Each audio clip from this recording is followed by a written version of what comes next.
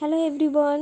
তো আজকে তোমাদের আমি পদ্মর ডিজাইনটা শেয়ার করব। এটা একটা স্টার্টআপের মধ্যে পড়ে। তোমাদের অনেক ধরনের আমি পদ্মর ডিজাইন শেয়ার করেছি, তো ভাবলাম আর একটা না হয় শেয়ার করি। কম টাইমের মধ্যে ছোট করে একটা এরকম ডিজাইন তোমরা করে নিতেই পারো। তো প্রথমেই যেমন আমি পদ্মর ডিজাইন করি সেরকম পদ্ম এঁকে নিচ্ছি। এখানে তোমরা বিভিন্ন ধরনের পদ্ম করতে পারো, কারণ বিভিন্ন ধরনেরই পদ্ম হয়। তো তারপরে আমি ওর ডালটা করে নিয়েছি। এবারে দুপাশেও দুটো পদ্ম এঁকে নেব সেমভাবে।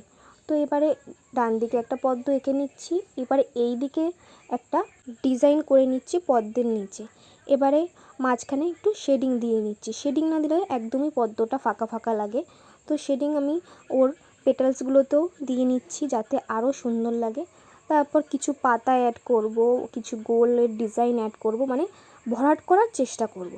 এবারে এই দিকের পদ্মটাকে আমি একটু নিচুভাবে করেছি যাতে আরও সুন্দর লাগে। সেম করলে অতটা ভালো লাগতো না, তাই আমি এটাকে একটু ঝুলিয়ে মানে নিচুর দিকে করেছি।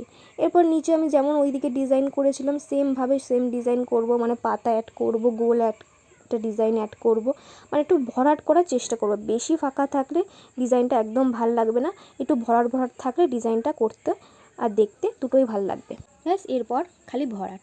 দেখো দেখতে দেখতে আমরা ডে 19-এ চলে এসেছি। আর মাত্র একটা দিন আছে 20 ডেজের চ্যালেঞ্জ ভিডিওতে। আমার মনে হলো যে এই তো শুরু করলাম চ্যালেঞ্জ ভিডিও, দেখতে দেখতে শেষও হয়ে গেল।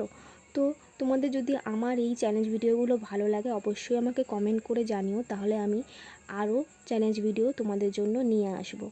তো কেমন লাগলো আমার এই স্টার্টআপ ডিজাইনটা অবশ্যই জানিও। টাটা সবাইকে।